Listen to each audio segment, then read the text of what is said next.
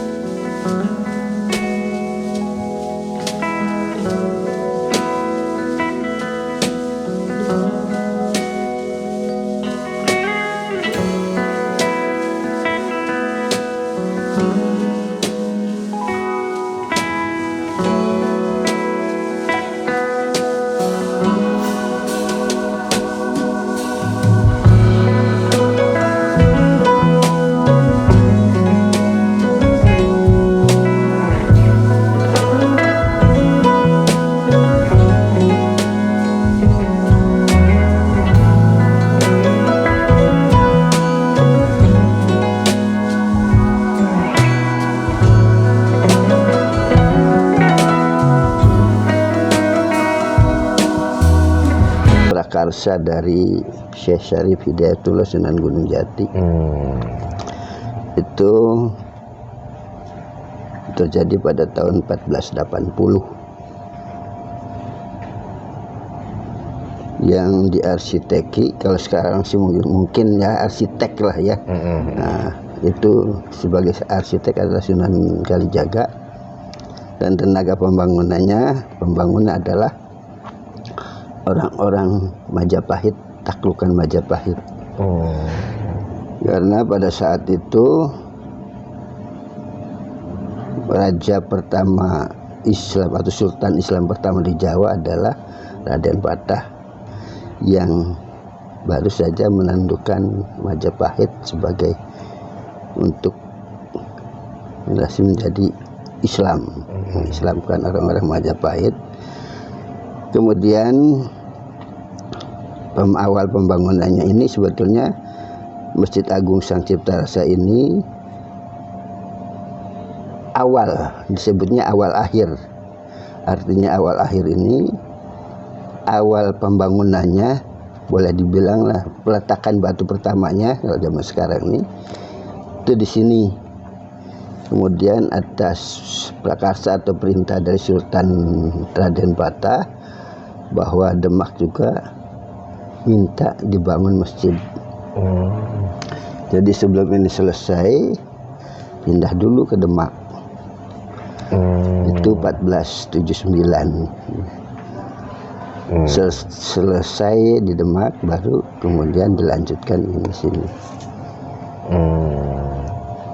Itu sejarahnya Masjid Agung Cipta Rasa. Cipta Rasa.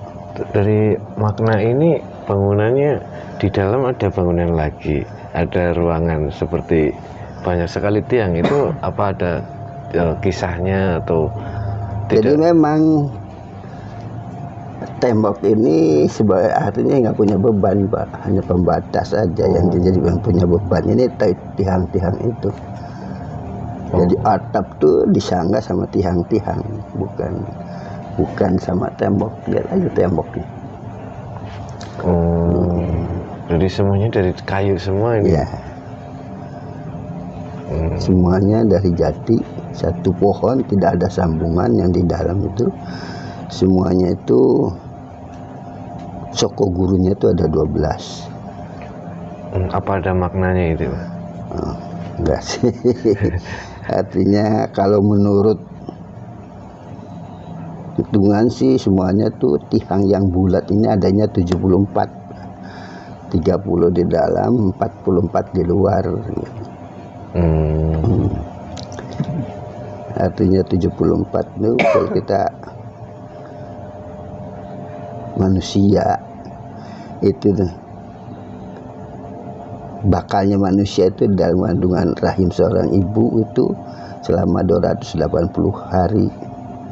Artinya dari tiang-tiang itu yang bakal cikalnya berdiri orang Islam itu dari digambarkan sebagai tiang 70 dan 4. 70 dikali 4 berarti 280 hari yang notabene adalah 9 bulan 10 hari. Seperti orang mengandung. Ya. Allahu Akbar ya. Berarti ada setiap itu ada maknanya ya. Ya. Kemudian juga kenapa pintunya kecil-kecil, padahal yang dulu itu besar-besar. Itu apa maknanya itu? Supaya kita tawadu untuk menghadap Allah. Iya harus nunduk. Gitu. Iya. Jumlahnya juga ada berapa? Jumlah pintu. 9. 11 utara 4, sebelah selatan 4, di depan pintu 1. Itu artinya apa? Ya pintu wali 9 itu. Wali 9 hubungannya dengan. Kalau itu nama masjid sendiri Sang Cipta Rasa itu artinya apa? Sang itu yang dimuliakan. Cipta itu kita bisa menciptakan, merasakan bahwa sholat di sini itu beda dengan sholat di masjid-masjid yang lain. Itu menciptakan rasa sendiri. Bedanya karena dikasih nama Cipta Rasa. Tadi siapa yang sholat di sana? Bedanya apa? Bisa membedakan? Tadi sholat gitu kan. Di sini saya ini kayak ada gitar, kayak ada magnet. Itu bukan rasa, loh. Ya udah itu mah. Ini apa itu? Ada karisma sendiri lah gitu. Oh gitu. Iya. Oh gitu Pak ya. Saya nggak tahu dah Pak. Masa tadi saya belakang. Iya. Ini Ada dekat tiang. ya. Dekat tiang sebelah sana. Iya.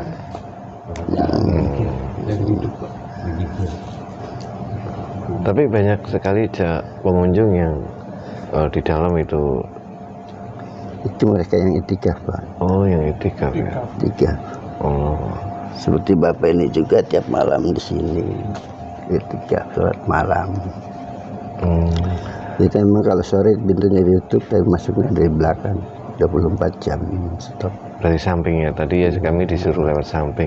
Dan itu di dalam itu ada satu ruangan yang tulisannya khusus Untuk keluarga. Iya, Keraton Cirebon. Itu kenapa ada seperti itu, Pak? Itu sebetulnya ada dua, Pak. Satu dua di belakang, satu di belakang juga ada lagi satu. Itu namanya Kerapiak, Pak. Oh, Kerapiak. Kerapiak itu tempat sholat keluarga keraton. Artinya tidak mengkultuskan keluarga keraton atau apa namanya, bukan suatu diskriminasi ya. Artinya siapapun juga sebenarnya boleh, terutama kalau ada keluarga keraton Silakan itu. Oh ya. Jadi nanti misalkan keluarga keraton cuma datang 2 orang atau 3 orang, di belakang jamaah lain bisa masuk. Iya. Jadi bukan untuk sebagai pembatas harus ini, tidak itu. Cuman karena ada keluarga keraton yang kalau hadir dikasih tempat di situ. Kalau masjid ini sendiri dengan keluarga keraton Cirebon itu apa hubungannya? Sebetulnya keraton Cirebon sendiri itu kan dibangun oleh Pangeran Cakrabuana yang notabene adalah Pak D-nya Sunan Gunung Jati. Jadi sepeninggal Pangeran Cakrabuana, Sultan itu diserahkan ke Sunan Gunung Jati. Kesultanan ya, ke beliau. Sunan Gunung Jati, kemudian 11 tahun kemudian kalau nggak salah membangun masjid ini. Itu jadi hubungannya ada. Iya. Masya Allah, berarti sejarah ada. Makanya sekarang di Cirebon kan ada keratonnya yang boleh dibilang besar gitu ya. Nah, ada 2 kan, ada Keraton Kesepuhan sama Keraton Kanoman. Makanya pengelolaannya ini masjid ini di bawah 2 keraton. Nah, kekuasaannya atau pemisahannya itu di belah ketupat, dari ujung sana di belah ketupat sampai sini. Jadi Keraton Kanoman itu adanya sebelah utara, Keraton Kesepuhan itu adanya sebelah kiri, sebelah selatan. Kalau belah ketupat ini Kerapiak ini adanya di sebelah selatan. Iya, jadi khususnya itu. Ya. Ini untuk keluarga Kesepuhan. Kalau di belakang sana untuk keluarga Keraton Kanoman. Pembeda antara Keraton Kesepuhan dengan Kanoman itu apa, Pak? Bedanya sebetulnya sama-sama satu turunan, Pak. Satu turunan itu artinya memang sama-sama Sunan Gunung Jati. Turun temurun. Setelah Panembahan Girilaya dan kebetulan berbesanan dengan Amangkurat I kalau nggak salah pada saat itu di Mataram, yang notabene setelah Amangkurat I mangkat digantikan oleh Amangkurat II yang pro Belanda. Oh iya, paham. Jadi ya namanya juga bangsa penjajah ya, ada dengan politik divide et impera masuk dalam politik gitu ya. Makanya dituduh Cirebon itu akan memberontak Makanya kasarnya tuh ditangkap lah si Sultan ini, Pangeran Girilayan, sampai beliau meninggal di sana. Nah, di Cirebon kan punya putra. Nah, ditangkap, dibawa ke sana semua. Kemudian turunlah campur tangan pihak keluarga Banten menyelesaikan masalah ini. Dan akhirnya anak-anaknya itu bisa dibawa pulang ke Cirebon. Dan kebetulan yang datang dulu itu putra yang kedua. Jadi waktu itu putra kedua dinobatkan menjadi Sultan Kesepuhan. Sultan ya keraton pertama lah. Beberapa tahun kemudian si sulung datang minta keraton lagi, jadi dibikin keraton Kanoman. Gitu. Jadi tetap masih satu gitu. Satu. Sebenarnya tidak ada perbedaan, satu aja gitu intinya. Ya, semuanya juga manusia pengen punya kekuasaan. Gitu. Ya. Jadi yang paling tua itu Kesepuhan Pak ya, keraton Kesepuhan. Kalau orangnya, Iya, lebih dulu maksudnya dibangun. kalau dibangun sih lebih keraton Kesepuhan. Kesepuhan itu yang. Tapi sekarang juga keraton Kesepuhan itu aslinya itu adanya sebelah utara, sebelah timur. Itu bangunan Belanda. Setelah Belanda masuk. Iya. Berarti sebenarnya di Cirebon itu banyak banget bangunan yang bersejarah ya. Di dalamnya itu bukan konsepnya cuma negara tapi sudah internasional, termasuk ini.